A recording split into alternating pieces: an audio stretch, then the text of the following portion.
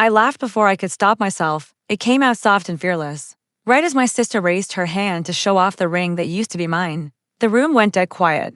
My mother's smile froze in place. My father stared down at the table like it might crack open and save him. And the man standing beside my sister, my former fiancé, flinched. He knew that laugh. It meant I was already ahead. She leaned into him, smug, almost theatrical. "I wanted you to hear it from us," she said, as if she were doing me a kindness.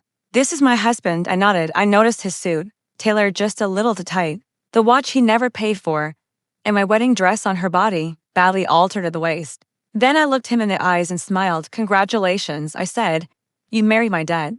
But the story didn't begin there. It began years earlier, with the kind of love that makes you careless. I met him in a bookstore cafe.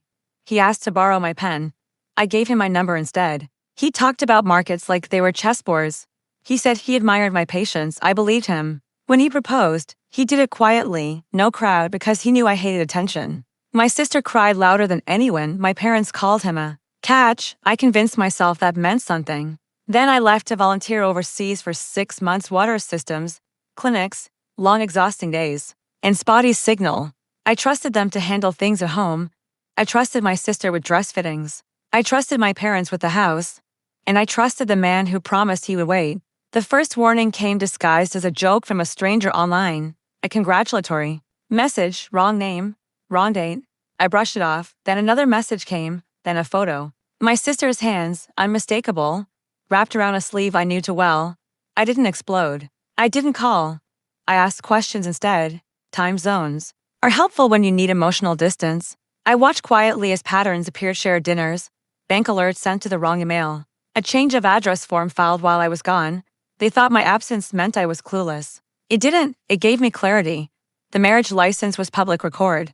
The date sat perfectly in the middle of my time abroad. My parents' signatures were right there as witnesses. I stared at the PDF until my hands stopped shaking.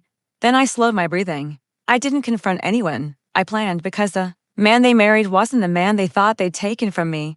3 months before I left, I had moved my assets into a blind trust.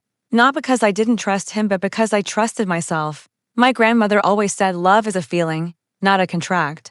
He signed a prenup he never bothered to read. He laughed when I suggested separate accounts. He always laughed when he thought he was winning. I let him believe my money was easy to reach. It wasn't. It was layered, protected, conditional. While I was overseas, I called my attorney, then my accountant, then his former business partner, the one he buried. Under an NDA and a polished smile, we compared notes. That's when I learned the truth behind the tailored suits, risky leverage, quiet defaults, and a lawsuit just waiting for a name to attach itself to. So I gave it one. I came home early. I said nothing. I filed paperwork quietly. I alerted the bank about unauthorized access. I reported identity misuse because forging my signature is still a crime, even if you share blood. I let everything line up.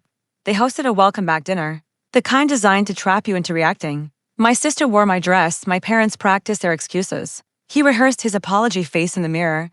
That was when she introduced him as her husband. That was when I laughed. "Tell her," I said to him calmly. "Tell her what you married into." His jaw tightened. "Nothing," he said. So I spoke instead. "Here's the thing," I said, folding my hands. "The accounts you think belong to me are empty. The properties belong to the trust. And the trust dissolves if there's a breach, fraud, infidelity, impersonation." I looked at my parents. "You witnessed a felony." My sister's smile shattered. "You're lying," she said. I slid my phone across the table.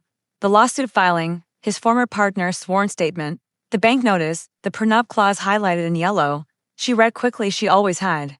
Her breath caught when it finally sank in. He jumped to his feet. "I can explain." "No," I said evenly. "You can't. But you can listen." I explained the debt, the liens, the court date scheduled under his now her last name. I told them how marriage made it shared, how the ring she showed off was collateral, and how the house they moved into was never his to give. My mother cried real tears. My father wouldn't look at me. My sister reached for him in panic. He stepped away. The silence was sharp and exact. A week later, the annulment attempt failed. It was too late. The paperwork was clean. The signatures were real. Love doesn't cancel contracts.